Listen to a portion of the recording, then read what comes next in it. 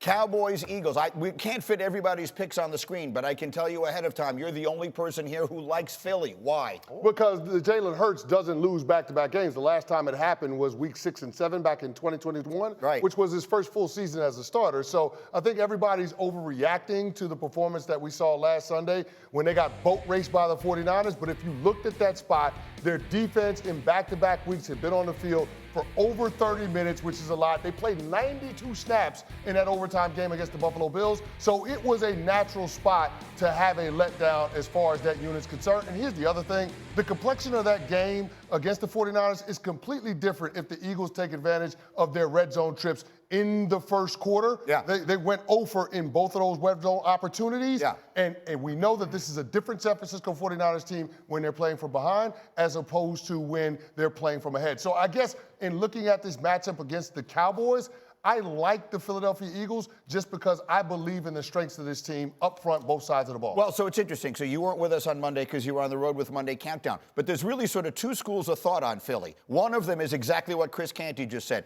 That was the ideal spot for them to have a terrible game. The other is that they've been kind of teetering on the edge all year long, and it finally caved in on them. Which is right in your mind? Well, I don't think either is necessarily right. One, they ran into a buzzsaw that's the best team in football in the San Francisco 49ers. And a lot of times we talk about teams that are bad matchups. The San Francisco 49ers, when healthy, are a bad matchup for everyone, including the Philadelphia Eagles, and maybe more so the Philadelphia Eagles, given some of the problems at the linebacker position and in the secondary. But when you look at this game, to me, with the Dallas Cowboys, it's not the same sort of matchup. But my concern is, on the other side of that is, yes, we've seen Jalen Hurts stand up consistently, and I talk about that all the time, even when I was asked to pick between Jalen Hurts and Josh Allen going into that game. But I'm worried about offensive coordinator Brian Johnson. Why are we starting games in every single one of them that we've become a drop-back team now, that we want Jalen Hurts to sit in the middle of the pocket and stand over the queue and figure out how we're going to pick apart zones? What happened to running the football? What happened to the RPOs? What happened to using Jalen Hurts' legs? Is his knee truly hindering him from being that dual-threat quarterback? And are we going to move the pocket to give him opportunities to be the sort of quarterback that could scare you with his decision-making? And so I think those things have to change. And on the other end, right now, I just think the Dallas Cowboys are better. I think the Dallas Cowboys are playing with more confidence. I think the Dallas Cowboys had a game against the Seattle Seahawks where their quarterback had to dig deep before having to dig deep this week. And that's why I picked them. And they also have the rest advantage again, to the point you made earlier. They have the little mini bye. Back-to-back weeks, the Eagles are playing a team that had played the previous Thursday, so a little edge. How about the psychology of it? The Eagles got punched in the face last week. That can go two ways. It can make you question yourself, or it can make you come out swinging. What do you expect? Well, listen, every one of us have understood that we have those tough games, those tough periods of our schedule. Just like in basketball with back-to-backs and traveling and all that stuff, these are scheduled losses for Philadelphia, right? They came off of playing Dallas, Kansas City, Buffalo, San Francisco. We know, as playing against each other, as Steelers and Ravens, that we used to beat each other up, and it hurt us. It's a battle of attrition. And right now, the Philadelphia Eagles look like a tired football team. Remember, they're a team that played late into the season, played in the Super Bowl. You don't recover as fast. It's an older team. When you think about Kelsey, Lane Johnson, Graham, their leaders, they're going to get right. This game isn't as important to Philadelphia as it is to Dallas. Dallas needs to figure out that they can beat a team led by Jalen Hurts, but understand that, listen, it's a sprint. It's not a marathon. It's a marathon. It's not a sprint. They have New York, Arizona, New York. This is a tired team that's going to get healthy and rested at the end of the season because they have 3 homecoming games. Dallas had their homecoming. They had their homecoming schedule early. Canty, how about the Dak factor here? Some people on this set have called it the biggest regular season game of his career. In fact, Dan Orlovsky, sitting right there the other day, said he's never gotten into a game with this level of expectation. Like the world, for the first time, expects him to go out there and throw 400 yards and 4 touchdowns and all that sort of thing. What do you expect from him on I don't think Dak Prescott has been the front runner for MVP week 14 or later. So, yeah, quite literally, it is the biggest game of his career from an individual standpoint. But then also, when you look at the regular season success and what this means for the Dallas Cowboys, they win this football game. Now it's on the board that they could actually win the division and potentially have the #1 seed in the NFC. And so with as good as how this team plays at home, that is invaluable in terms of their prospects of going on a deep playoff run. which is why the magnitude of this game is bigger for Dak than we've ever seen for him in any other regular season game. Greedy, we touched on this last week. If that happens the way Chris said, just think about this. If you're Dak Prescott, win the division, maybe the MVP, have a great postseason run, and what does that set you up for? The highest paid player in the sport. He is the next guy up. Isn't Tua getting But paid? hold on. I'm going to tell you what it also sets you up for. Mike McCarthy, if you get bounced in the second round or earlier with an MVP quarterback with that defense and knowing where the Cowboys are with their roster construction, all of a sudden it ends up being an interesting decision for Jerry Jones in the offseason. The success of Mike McCarthy, the play caller, could be to the detriment of the longevity of Mike McCarthy, the head coach in Dallas. But if you're Mike McCarthy and you coach him to be the MVP and you've had this offense playing at a high level, how can you blame him? It's going to fall on the shoulders of the quarterback because he's proven that he can't win the big game when it counts the most. Nobody cares about regular season success. I love Dan, but Dan doesn't understand when it's about winning Super Bowls and playoff games. Regular season, who cares? No, but the point is. But the point is, though, what he's saying is it's not going to be about the regular season. It's going to be about the playoffs. Yeah, setting up the postseason. Because you're not going to be able to question Dak Prescott, the player, if he wins the MVP. Exactly. Or if they lose the game and he plays well. Yep. What it's going to be is, what does the delegator do? What does the guy that has to lead us do? How did Mike McCarthy fail in that moment? And I do believe Jerry Jones is getting to that point where it's about playoff success over everything. Poor Mike McCarthy just got out of the hospital with acute appendicitis. We wish you nothing but the best, Coach, and good luck on Sunday. But I think the point that Mike T makes is a good one. There will be a morning this off season, Dan, where you and I will be sitting here on this set, and you will turn to me and say, "Hey, Greeny, we have a story. Dak Prescott is now the highest paid player in NFL history." Right? That will happen no matter what. That does happen at some because he's due for an extension this offseason. Look.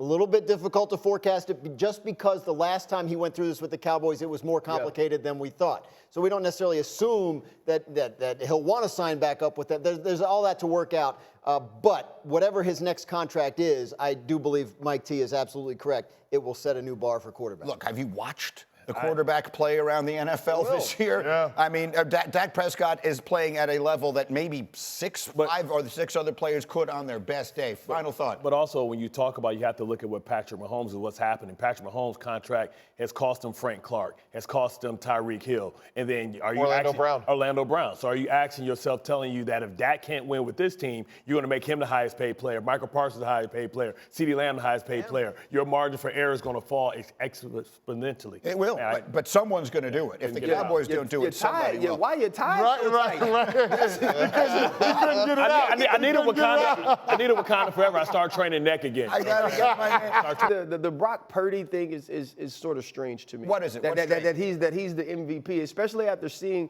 what he looked like in 3 games without Samuel. And I feel like the MVP raises the level of play around him. Yes. Whereas when you look at the San Francisco 49ers, it's the people around Brock Purdy that are raising his level of play. Can you put this man on the show with me every time? Well, where were you this week when I was getting screamed at by all comers? I got Dan Orlovsky yelling at me. I got Marcus yelling at me. I think he's a fine player. I think he's a good football player, and he's the best quarterback that Kyle Shanahan has had to run this offense. But I do not believe he should be in the MVP conversation this year. Hold on a second. We're penalizing him because he has good teammates but other quarterbacks. I'm penalizing him for what he looked like when he didn't have one good teammate. Right, yes. but if Jake Moody kicks the field goal against Cleveland, this whole idea of this 3-game losing streak doesn't exist. But more, it's what he looked like. It's not the result. Streak, it's the film.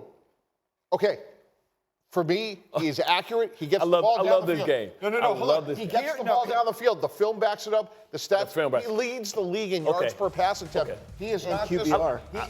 I love this game. Lewis Riddick. It was actually Lewis Riddick who was screaming at me. I'm sorry. Lewis Riddick wore me out on this show on Wednesday. And you know how scary Lewis can be when he gets serious. So I was coming off that Here's the point. Dan Orlovsky, Dan Graziano, excuse me. One of the things that came up in this conversation. Now, you're Friday, Dan, not Monday. I do a mean Orlovsky impression. Here's the question. I'm going to stand up. The fact that this team was as successful as it was all those years with Jimmy Garoppolo, who none of us. Let me just say now I'm Orlovsky. Now I'm Orlovsky. That's much better. No disrespect, but you standing up and Orlovsky standing up are not the same thing. But neither here nor there. Now, let's be serious for a minute. Okay.